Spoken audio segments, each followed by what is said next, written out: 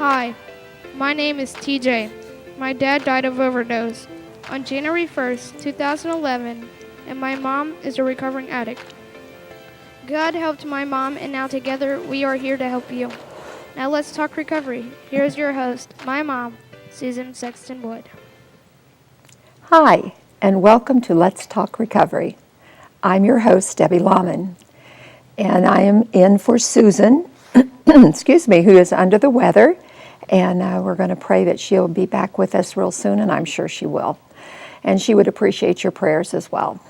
So tonight I have with us John Davis, and John is originally from Fountain City. We're sitting here chit-chatting because my children grew up and went to Northeastern, and so we're trying to figure out if we know each other, and maybe through the course of our conversation we'll figure that out. Now, you don't live in Fountain City now? I don't currently live in Fountain City anymore. I Okay. reside in Winchester. Okay, all right. So, John, tell us your story. Well, I've had an interesting story in my life. Okay. I grew up in an excellent family, Christian home. Had amazing sisters, amazing family, great grandparents. I'm the baby out of three older sisters. And I have a stepsister and a stepbrother now. My mom remarried. My father passed away back in 1991 of a massive heart attack. And my mom ended up remarrying a gentleman, and he had two children, which just makes our family grow so much bigger. He's an amazing man. Good. My dad would be very proud. And, I'm proud because he takes care of my mom. Good. So, the good Lord does everything for every reason. Sure. And, I used to be a fireman. And so, I used to help people. And I was a fireman for about 15 years, volunteer basis. Was this in Fountain City? This was in Centerville. In Centerville. And Williamsburg. And, you see a lot of gory stuff. Sure. And, my heart's always been out there to help people. And with God's help. Sure. And I've always been involved in church. I was a member at the Centerville Christian Church. But I was working at a job back in 2012. And I ended up getting hurt and got addicted to pain pills. Mm-hmm. And it was all from a downslide from there on out. Opiates are a bad thing. Oh, yeah. And, as I learn and grow into the recovery process, I understand we're addicts before we even know it because our brain starves for the opiate. Mm-hmm. And I went from pain pills on to heroin. And I have 5 wonderful children, 2 boys and 3 girls. I have one in college, and one 20-year-old son, and a 19-year-old daughter, and a 15-year-old daughter, and a 14-year-old daughter, and a 12-year-old son. So they're amazing kids. Wow. I couldn't ask for nothing better. Most of them are just as ornery as I am. But, and they're my oldest daughter. She's been the backbone for me. Like I said, back in 2012, I got addicted to pain pills, went off to heroin, and decided to find recovery back in 14, and started going to treatment center.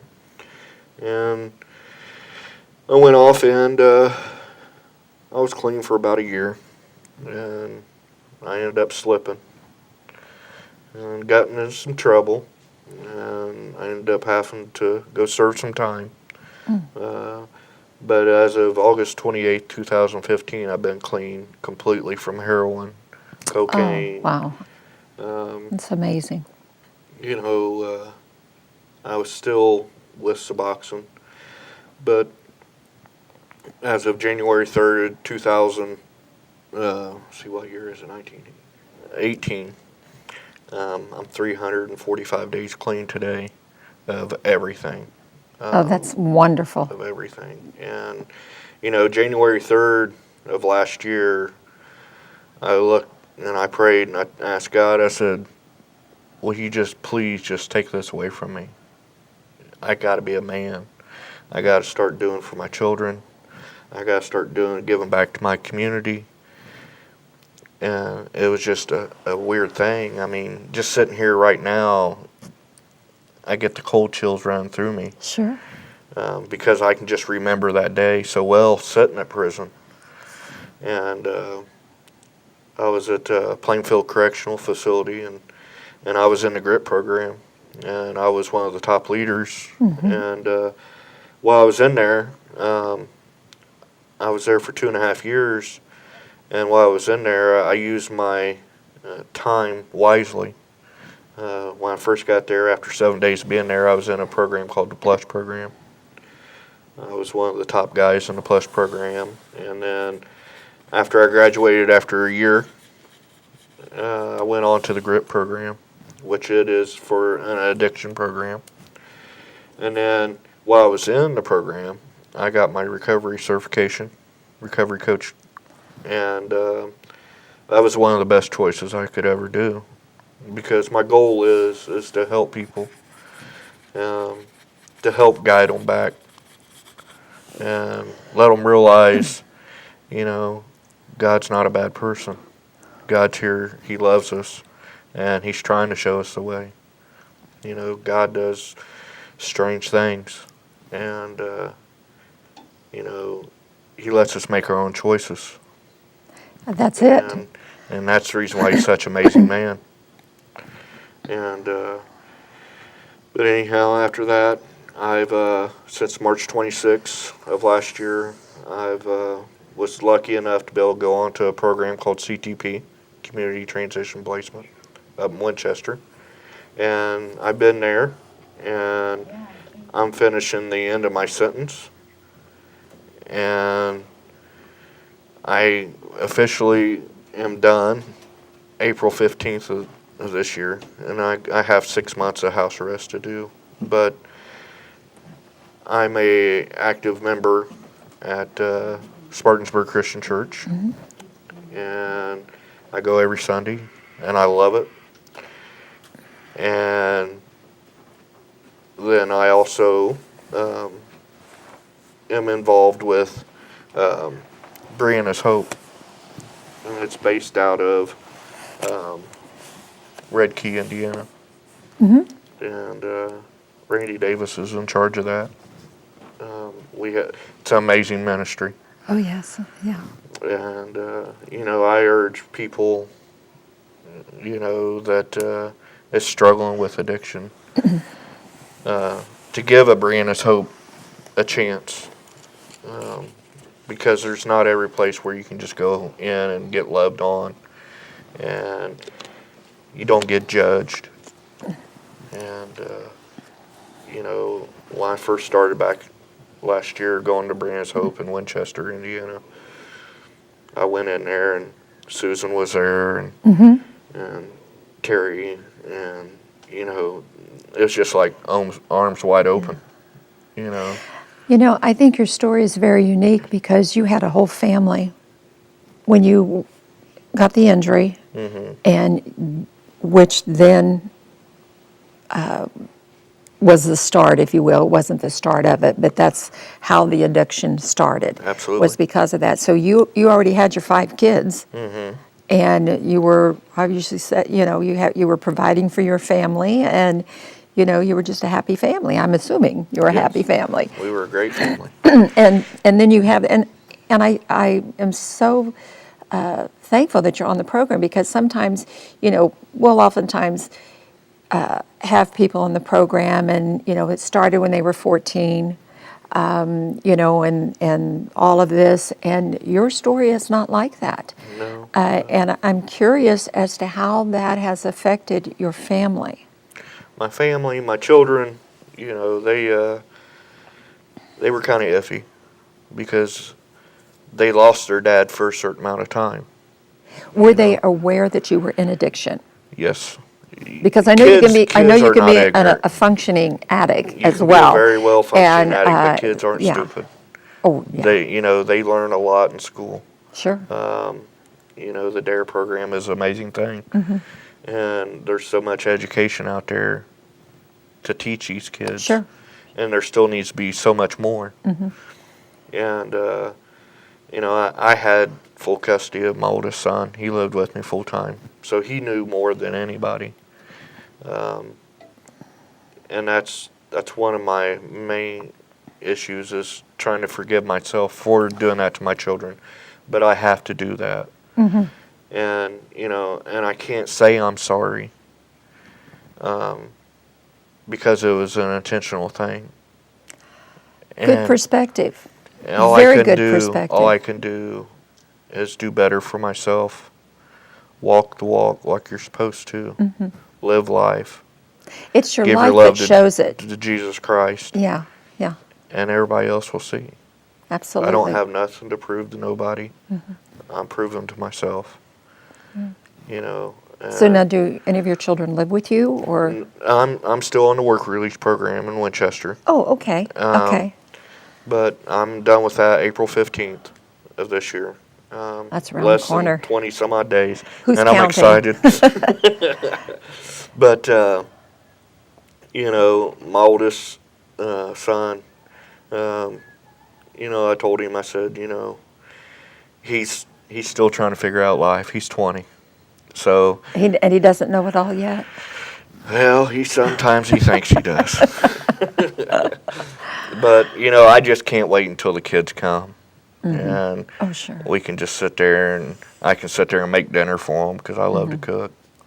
Good. And, and with my new life, I love to preach the Bible. Sure, sure. And to spread, the word. Absolutely, absolutely. And that's what I tell people, fresh in recovery. I understand you're upset. And you can't understand why God's done this to you. But God loves you. And He's there to help you. But you have to take that initial step. Mm-hmm. And, a lot of people come up to you and pat you on the back and they say, I understand exactly what you're saying, John. Mm-hmm. I understand. And, I travel to a lot of Brianna's Hope up in Randolph County. And, and I've been all the way down to Liberty. And it's just something I love. Sure, sure. You're on a work release program, which means you can just travel from your home to your work? Go from the jail to work. Yeah, because you stay in the jail, and then you go to work. Right, okay. and then we're allowed to go to like recovery programs or counseling, and then we have do you have visitation. to be accompanied by anyone? You can go on your own then? It's all about accountability. Oh, that's great. And, that is great. You can either do what you're supposed to, or you can go back and be a regular inmate, So what day is it in April? April 15th. Ooh, tax day. Yeah, tax day. That's going to be a free date for you, huh? So yes, bring on tax date. That's right, I can't wait. Absolutely, absolutely. So where will you go from there? Well, I'm currently trying to buy a house in Winchester. Okay. I feel like God's trying to keep me up in that area. In that area. Okay. I feel like that's where I can grow. Okay. Even though my family is based in the Wayne County area, I feel like I have a calling up there. And that's where I need to be. Yeah, there's a big difference when it's a calling. Right. And, my children support me 110%. Sure. And, they just can't wait until I'm home. Home. Yeah. I get to see them, and my oldest two go to church with me on Sundays. Oh, that's great. So they live down in I have Wayne one. County? My oldest daughter. She's currently in Huntington College, which is a Christian college. Sure. And then my son, he lives in Fountain City. Okay. And so they're right there together. That's good. So we're close. Good. We're close. What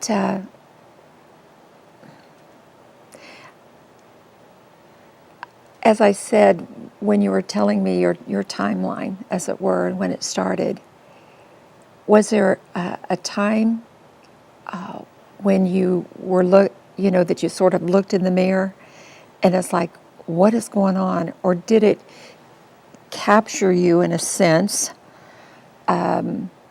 when you were taking the pain medicine or the pain, You whatever? know, I mean, how did that evolve? while I was taking my medicine, I had that worry. You did have initially you had the A worry. worry that it was going to grab a hold of me. But in my mind, I kept on saying, "Oh, my leg hurts. How can I deal with this pain?" But I'm not the type of person. I don't like to sit around. I have to stay busy. And Wow. so I just kept on going. And everybody's fair warning me, and I was hiding it. And a new addict, they always hide it. Yeah. They don't want nobody to know what's going on. And because they already know the initial outcome could be. And, right before I went to prison, I sat down with all my kids in my mom's living room. And I told them, I said, "Guys, I love you with all my heart, and I'm sorry that this has happened. But right now, Dad's got to go away for a while for the crimes he's committed. And all we can do is use this for the good. And God's going to be behind us 110%, no matter where we are." When did you make the change to where God became a part of it? Probably about in February of 2000, 2015. I was reading the Bible more. I just felt a draw to it. Sure. Because I had so many unanswered questions on everything. And because in my mind I was like, why is God taking me down this path? I've lived such a good life before. I've lived a normal, average life. And Was God a part of your life prior to that? off and on, yes. So not Yes. necessarily consistent. I which got could have. baptized in 2010 at Centerville Christian Church, and rebaptized. I was a member of the Wesleyan Church growing up, and so I've always been in church all my life. It's just a strange thing. It's how people, at the fork of the road, some of us take the right instead of going left. And that's how easy Satan can grab a hold of you. Oh, yeah. And whisper in your ear and Sure, make it sound so much better. The grass is not always greener on the other side. No, it's usually sitting over a septic tank. Absolutely. So, yeah. Absolutely. Yeah. Recovery coach. Recovery coach. Recovery coach, I went through class in the GRIP program at IYC. And we only got like 20 of us chosen to take the class. And the GRIP program in prison is an amazing class. Especially, it's a time cut, but if you go in and use it, it's well worth the time. Those things are very good to have in prison. It gives you something positive. There's men and women, because the women have it also. Sure. There's men in there that use it, 110% because they want a better life. And the recovery program, it was a miracle for me. I knew God was working when I went from 7 days from being there, and I was in the Plus program. It's a faith-based program too. And then after I graduated that, we was only supposed to have like 300 hours, and I had over 1,800 hours of community service hours. And then I went to the GRIP program, and I wasn't even in that program 3 months, and I was already voted in for one of the leaders that ran the program. And it was a great thing. I knew God was working. Sure. Even though it's in a bad setting, everybody thinks prison is the most horrible thing. it's where you need to go get your life right.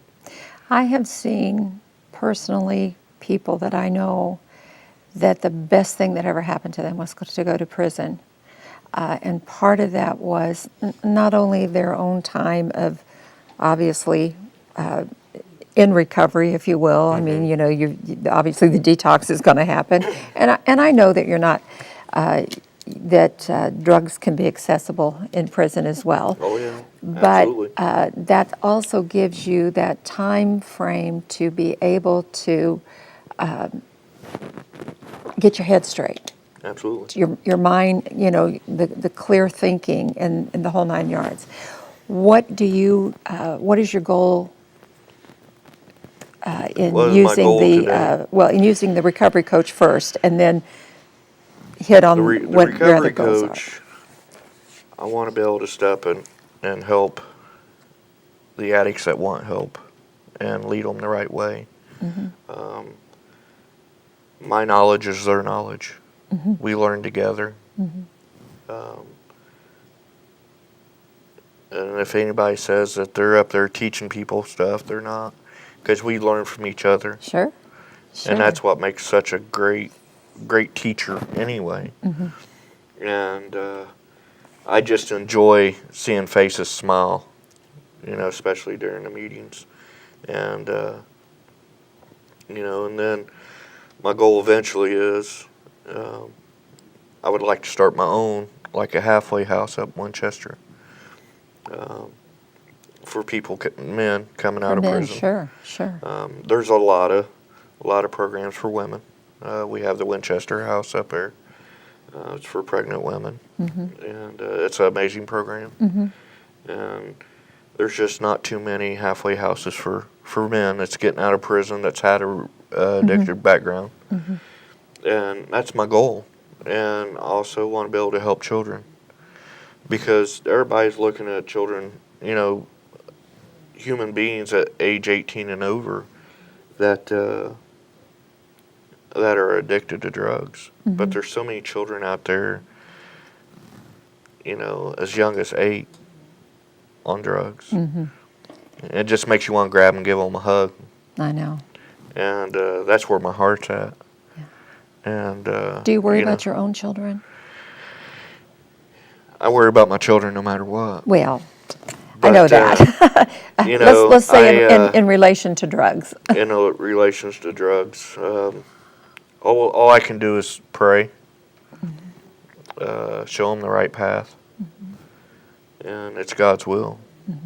And as long as they follow what God wants them to do, Sure, sure, they will be okay. sure. I Do got. they ask you questions? Yeah.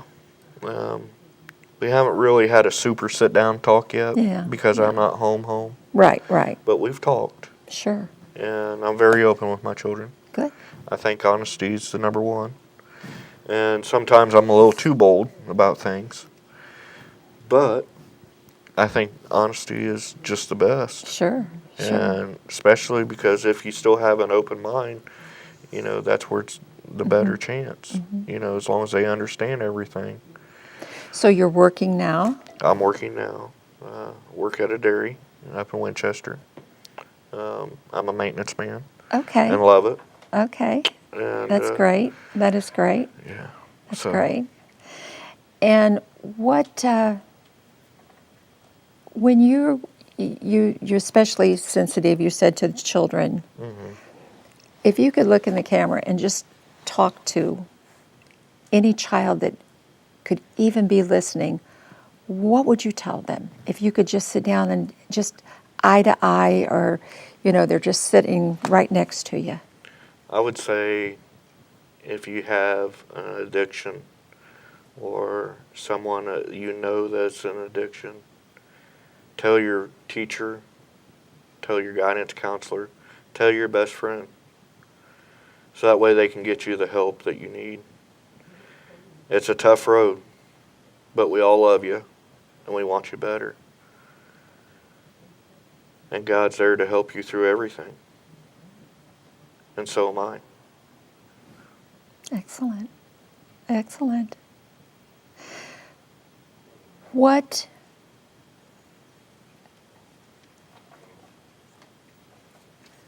What is it that